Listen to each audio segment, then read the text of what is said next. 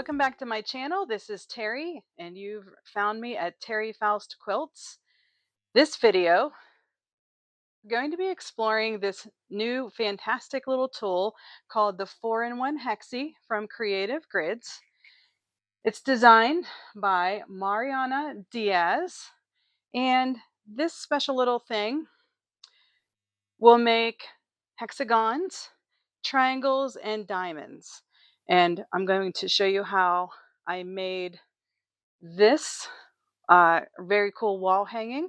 It's called the Jolly Tree. It's a pattern also by Mariana Diaz designed this pattern, and I made this example with a fabric packet of 5-inch squares called Snuggly Sweater Charm Pack that I purchased from Missouri Star Quilt Company. And this one is very whimsical and fun with lots of different colors. I'm going to make a second one with more elegant, beautiful fabrics from a fabric line called Joy from Andover Fabrics. Edita Sitar of Laundry Basket Quilts. So we're going to make a second tree in this video. I'm going to show you how to use this tool. We're going to cut some 4.5-inch strips and also 2.5-inch strips, and I'll show you how that's done. The Hexie tool also comes with its little instruction sheet from Creative Grids, so it will tell you how to use it the best way. One of the things that crossed my mind when I first saw this new tool out for sale was, that's really cute. I'd really want to have that. And another thing that I thought was, it's a hexagon, and I also already have tools that can make this shape. And do I really need this one?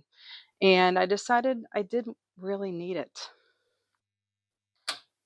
I also have tools that will do the same job. One of them is from Creative Grids. It is the 60-degree diamond ruler from Krista Moser. She designed that one. It's a Creative Grids ruler, but you have the ability to make hexagons. There is a hexagon shape that you can make there with a 4.5-inch strip, same as the new tool. And you can also cut the triangles and diamonds from it. I have another tool that does the same thing, and it's called the Hex and More ruler. I've had this for a while, but it also makes various sizes of hexagons and the triangles and half hexies. And so I do have other ways to make this shape. One thing I found that I really liked about this while I was making the first Jolly Tree is that it's just a really nice size that you can maneuver easily around in the fabric. You don't have a small strip of fabric and then a big diamond that you have to keep turning and maneuvering. So it was really nice to just have one size that fit the strips that I needed for this project. And the other thing that's really nice about it is there are a few markings on to make the shapes needed, but there aren't a whole bunch of other lines. So if someone maybe gets confused by all of the lines, like this diamond tool has a lot of lines, and with some practice you can learn to use it. It's not difficult, but this is a very easy way to make those shapes without a lot of confusion and lining up fabric with the tool. Another thing that I discovered while I was thinking about hexagons and what can I do with this, you may have patterns that you collect and you think, I'd like to make that someday. This is one of those patterns for me. It's called Hexie Garden, and it's from Atkinson Designs, and I've always wanted to make this, so maybe this pattern will be moving up on my priority list because I can use my new hexagon 4-in-1 Hexie tool to make this quilt also. So it would be very versatile in using it to make other patterns. I don't believe this is just a one-time use of this tool. I have the strips pre-cut already for the second tree that I'm going to make, and I'm going to show you how to cut hexagons and triangles, and actually a half hexagon also with the new tool. Before I start cutting, I'd like to just tell you a little story about this. Perhaps you noticed the end of my 60-degree diamond ruler isn't looking so great. I got this in the mail, and probably the same day or maybe the next day, it was sitting on our counter in the kitchen, and I I walked away. I came back sometime later, and this was broken.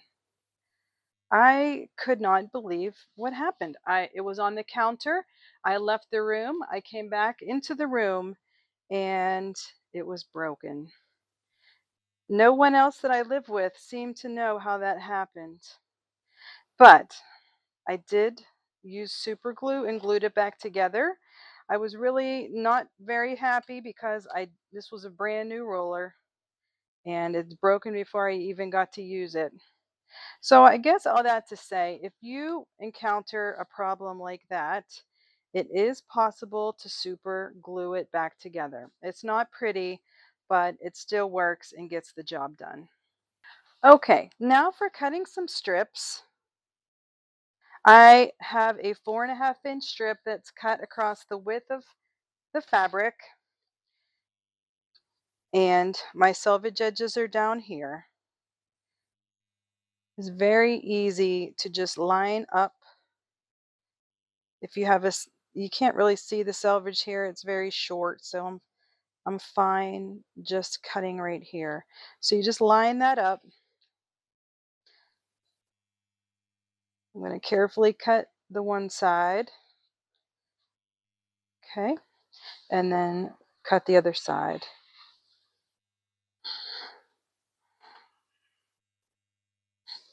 Okay, it was that easy to cut two. All right, and let's do it again.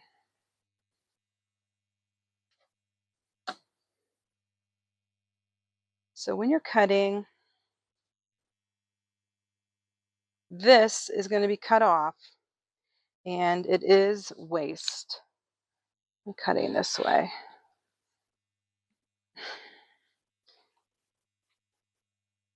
That is a waste.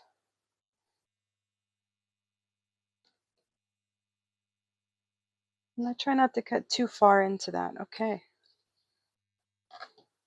So there is another set. I already have 4 hexagons cut. So nice. And you can stack a couple of strips together, however many layers you're comfortable cutting. Easily cut one side and then the other.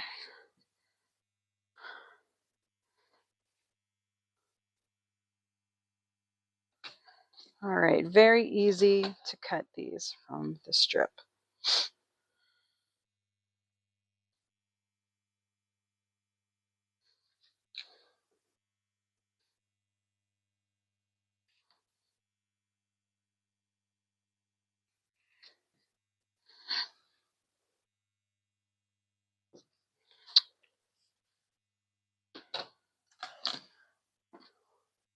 Okay, there are some of the background shapes. I want to clarify that this pattern uh, does not call for a charm pack. That was an error on my part. I ordered this stuff before I received the pattern. The pattern came with some of my supplies, and a charm square. Look at how pretty these are. Okay, so I'm gonna choose one that will be easy for you to see. Let's pick a really pretty one. Okay, let's do this pretty pink.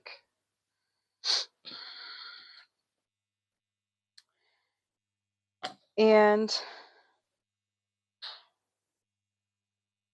it fits it fits very well from top to bottom with the hexagon, but from side to side, it's just a little bit too short.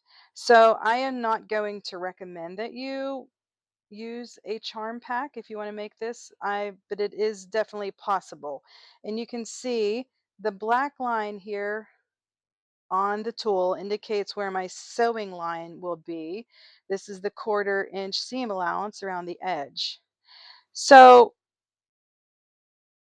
my charm pack is, if I center it up, my charm pack will work, but I will just have a smaller seam allowance right there on those tips.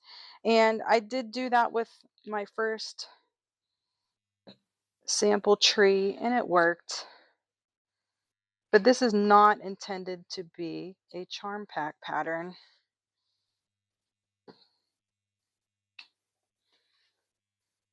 but it will definitely work.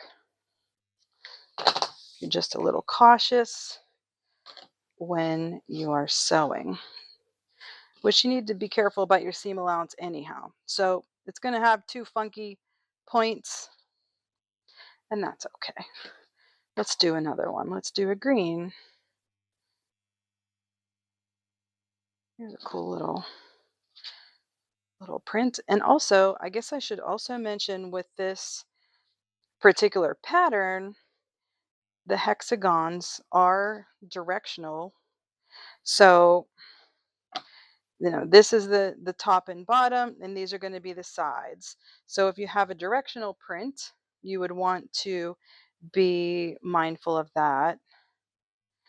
If I want this fabric to go vertically, I would leave it like that. If I want that to be a sideways kind of a stripe, I would go like this. So, I'm going to keep it vertical. Okay. I'm happy with that.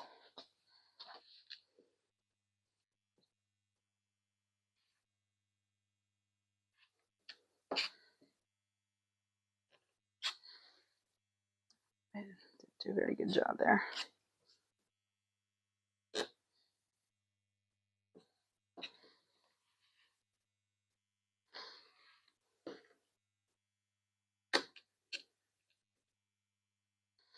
All right. There's another shape that is needed for this pattern is the triangle. Laying on this fabric, you can see the triangle shape right here. And it has the seam allowance going around. So we want to line that up inside the 2.5-inch strip. And I've been cutting one side like this. And then you can turn your fabric if you want. I've also been turning my tool and cutting the other side. And it's very important to cut these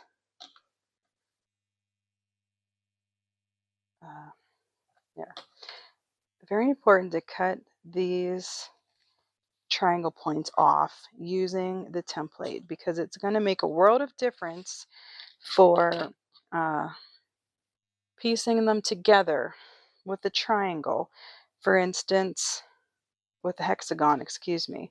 So if I want these two to go together, these ends just line up perfectly.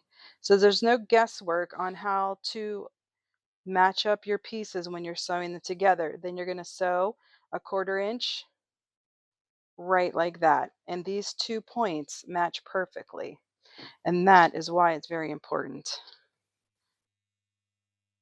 to cut those tips off. So now I'm going to just turn the tool the other way, line up this end, cut off that. point and spin it again, line it up. So you just rotate the tool to get the triangles. Let's do another.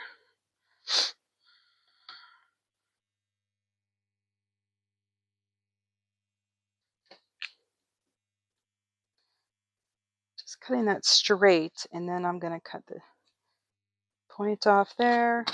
You could rotate the pieces if you want, or you could rotate the tool, whichever you prefer. Try them out both ways and see which way you like better.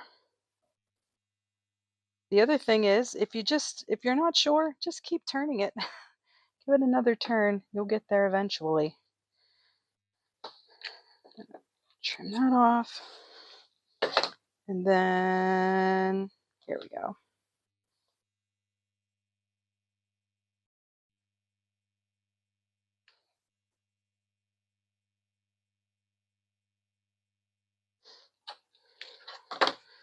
Okay, I think you got the idea. We just keep doing that through all of the strips. You can easily do a diamond here. Like you can see the shape on the fabric here. We got a diamond. You can do the half hexie. I know I'm going to need a couple of those, so I would just cut off here and cut that tip off and this tip, and I would have a half hexagon. So very easy to use this little tool. I'd like to show you right now how the pieces are to be laid out when you are piecing using hexagons and the triangles. So one of the features of this quilt pattern is it boasts there are no Y seams. And a Y seam is where the angles of the triangles come together with the points here. If we were sewing rectangles or squares, they would be easy straight seams. But the way this is constructed is there are no Y seams to worry about. It's constructed in rows like this.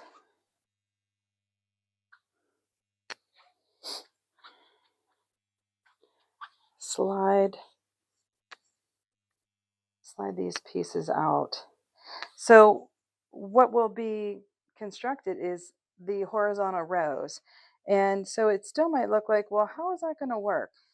The way we do that is we're going to take away this triangle here and this one. And we're going to make units that are the hexagons, each with a triangle on the top left and bottom right side. And that is the key to making these units. And then once that's constructed, we will sew them together along this seam line. So that is what I'm going to work on next. And that means that we will not have Y seams. We're going to piece this together in horizontal rows. I now have all my pieces cut for the Jolly Tree, the second one I'm going to make. I'm ready to sew.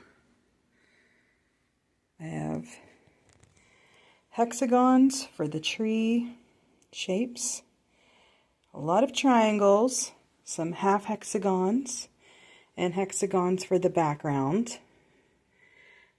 This green is for the base of the tree, and I'm using the same fabric for my binding.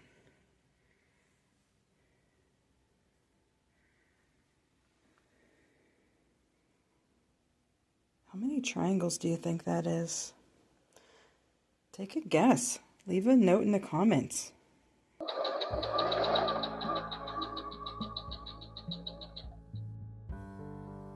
I'm at my machine, and I'm going to begin attaching these triangles. I'm going to attach them to the top left side first. Doesn't matter which one, that's just what I'm choosing to do. So I'm going to lay them as they would be side by side, and then flip the triangle over so it's right sides together. And that triangle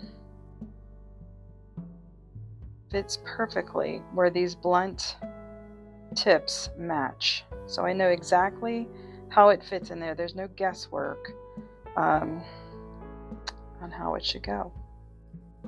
And I'm going to stitch a 1/4 inch.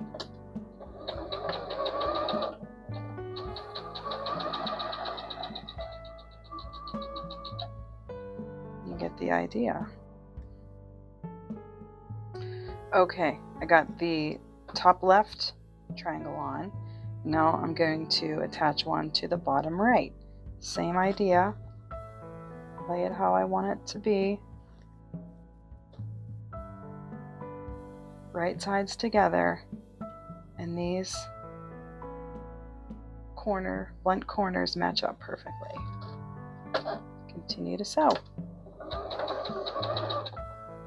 Here at my sewing desk, I've got all of the units done for the Jolly Tree pattern.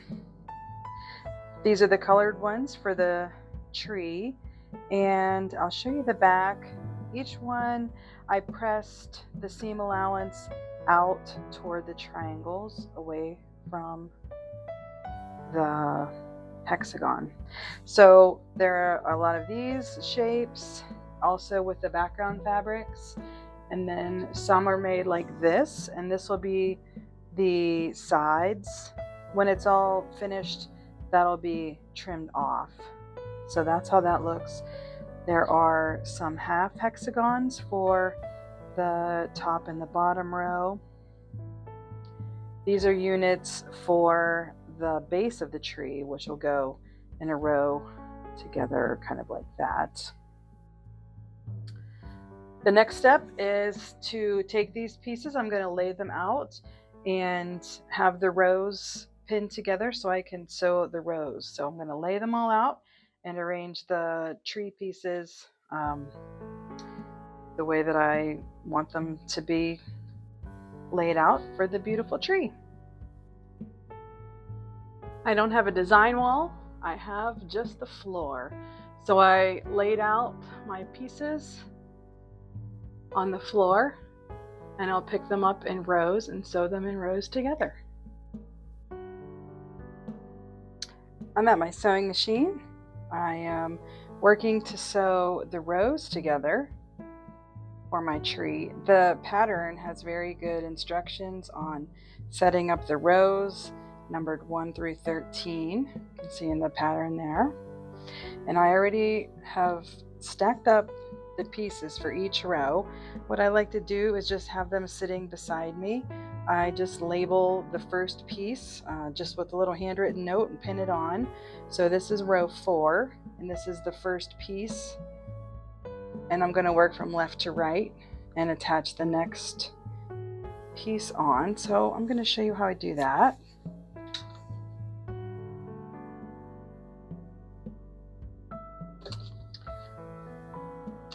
So if you've done a pretty good accurate job of sewing the units so far,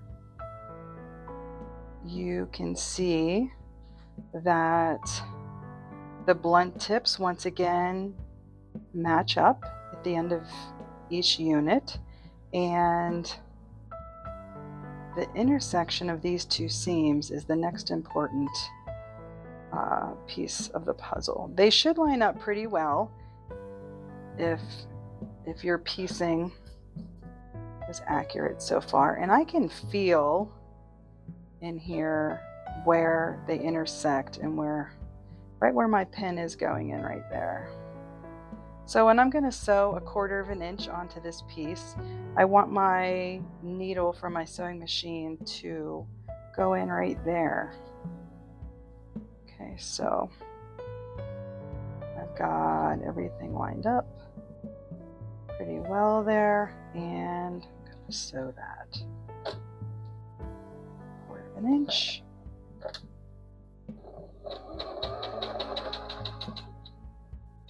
Okay, the first piece of row 5, the second piece is going to get attached.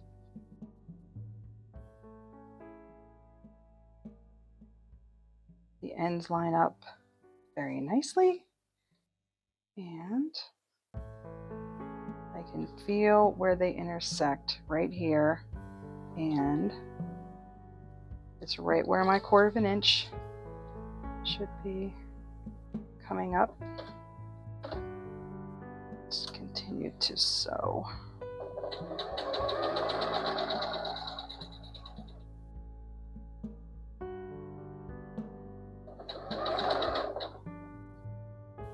I'm going to be stitching right through that mark where I had pins.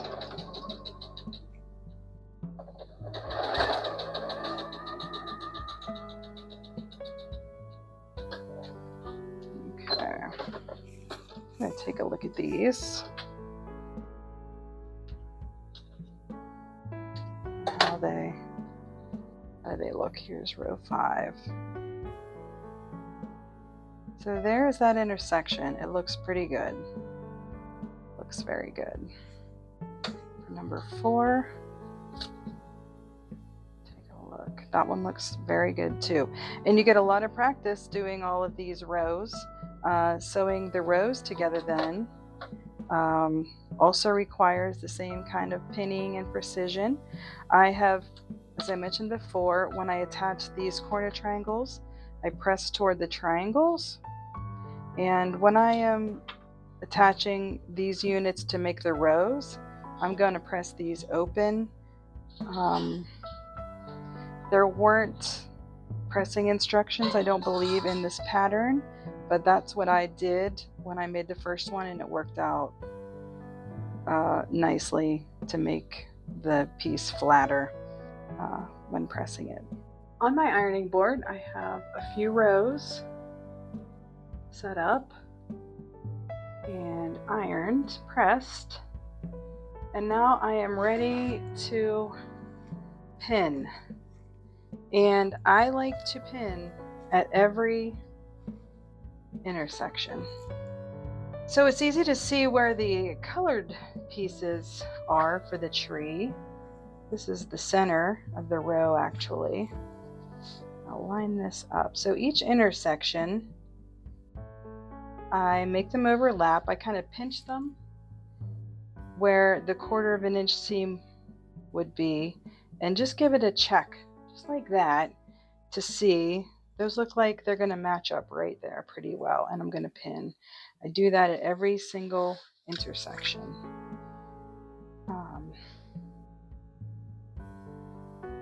It's worth the time and effort to me to take the time to do this. Just starting at one end and sewing and praying for the best. I just don't trust that, and it's most likely going to be disappointing. So I like to go on each row and pin.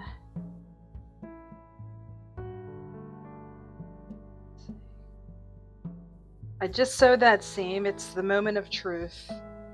I didn't peek yet, but we're going to open this up and see how well I did at matching up seams from pinning. Oh, look at that. Looks good. That looks good.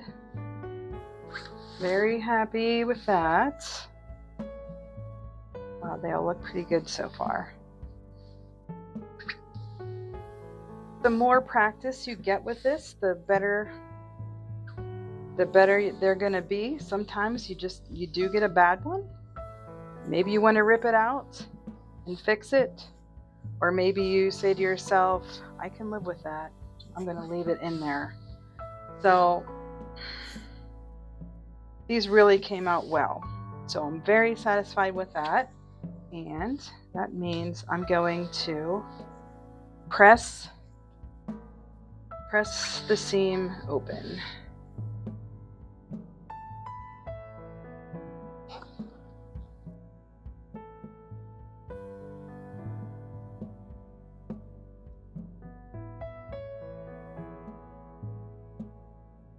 It took a couple nights of sewing, but my jolly tree number 2 is finally all sewn together.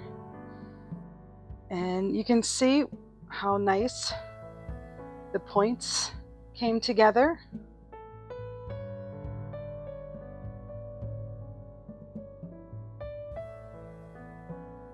And now I need to trim the sides.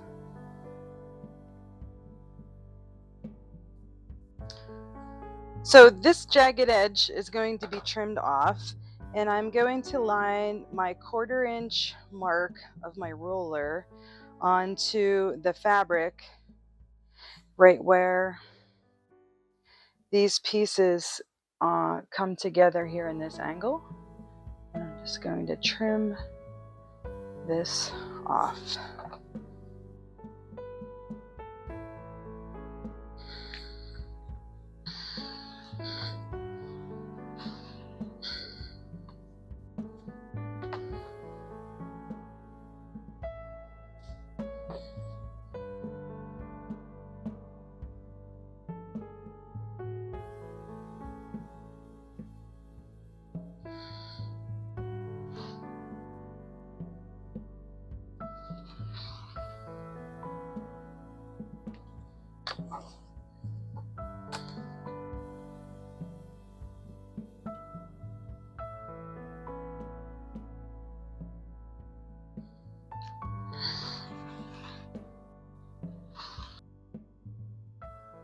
Well, here they are, both of my jolly trees.